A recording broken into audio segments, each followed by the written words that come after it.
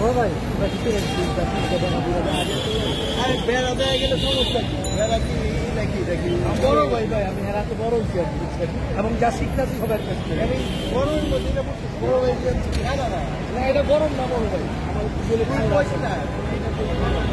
আমার গরম লাগে না আপনার লাগে আমার তো গরম লাগে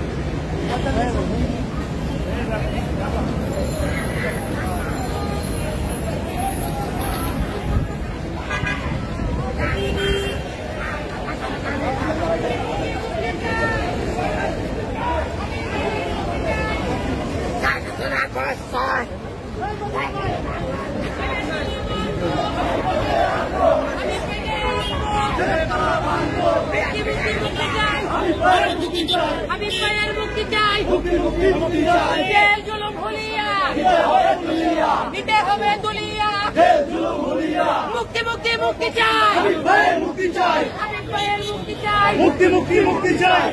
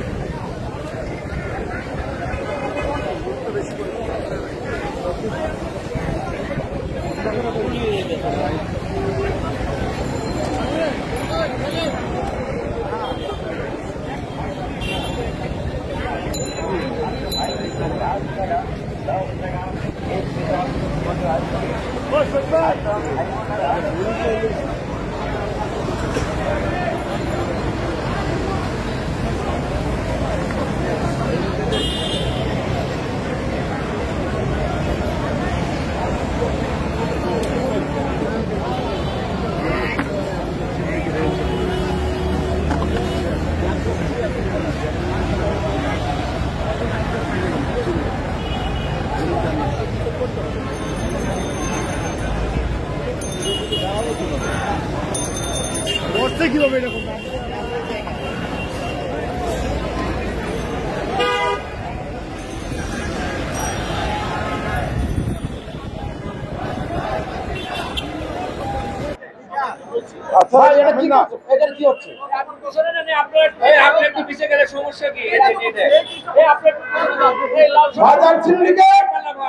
রাষ্ট্র ক্ষমতার ছত্রছায়ায় গড়ে উঠতেছে।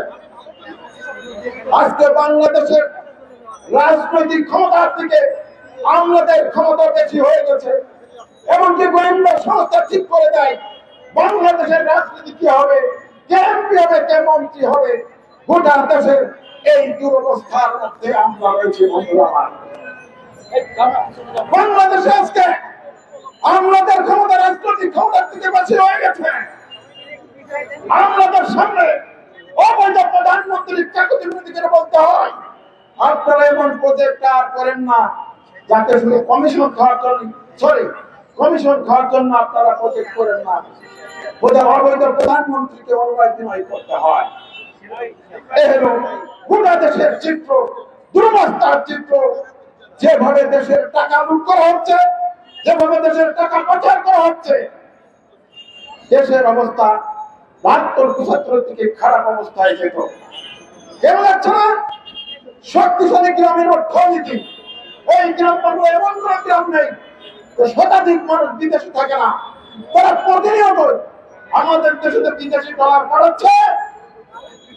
যেমন রক্তের সার করে রক্তের সার ভরে না, রক্ত আর নিতে চাই, তেমনি ভাবে এই লুটেরা সরকারের সহযোগী সম্প্রদায় দেশে যে প্রতিনিয়ত দেশের মানুষ ডলার ঢুকাচ্ছে, যে ডলারের জন্য হয়ে গেছে, সেই কারণেই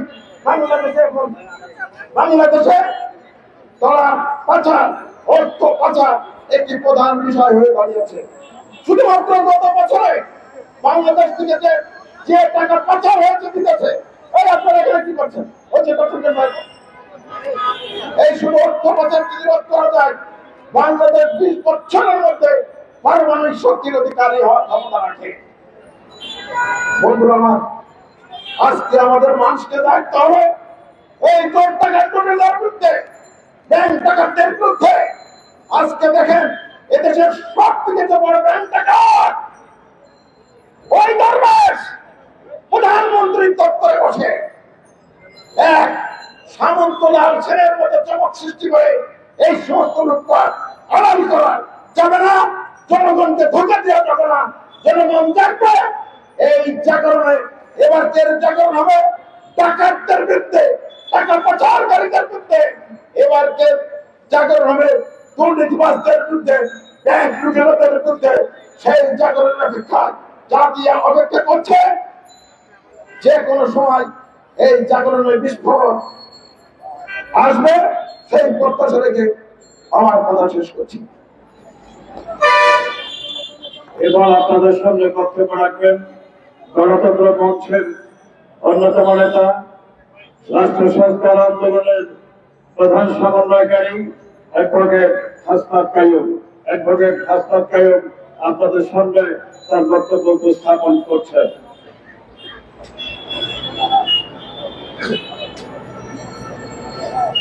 লুটপাট পাচার বিরোধী আজকের যে বিক্ষোভ সমাবেশ মিছিল আছে, সেই মিছিলের আগে সংক্ষিপ্ত সমাবেশের সংগ্রামী সভাপতি, উপস্থিত মঞ্চের নেতৃত্ব এবং যারা শুনছেন তাদের সবাইকে সংগ্রামী অভিবাদন। আমার আগে যিনি কথা বলেছেন তিনি আসলে বিদ্যুৎ খাতের কথা বলেছেন। আপনারা বিদ্যুৎ খাতের কথা জানেন।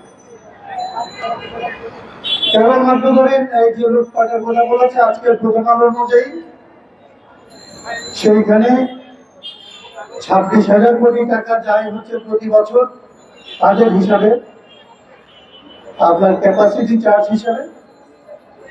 8,000 কোটি টাকা যায় ফাইন্যান্সিয়াল আমদানির ক্ষেত্রে।